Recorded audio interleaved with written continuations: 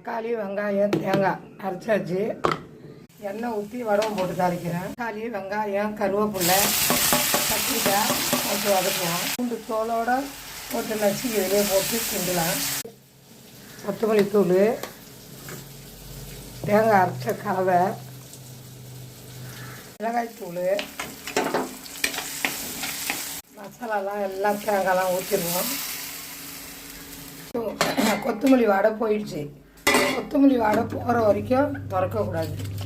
மீன் போட்டுடலாம். மாங்காய், ஒரே ஒரு மாங்காய், நீல மாங்காய் போட்டுடலாம். கத்தாழை மீன் குழம்பு ரெடி.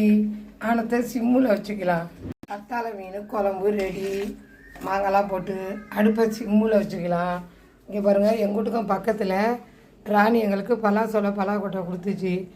அது பாருங்கள், அவங்க வீட்டிலேருந்து வந்தது. இதெல்லாம் நேச்சலாக கொடுத்தது தான் சொல்கிறேன். இந்த மீனை பொரிச்சிடலாம். எல்லாம் லைக் பண்ணுங்கள், ஷேர் பண்ணுங்கள், கமெண்ட்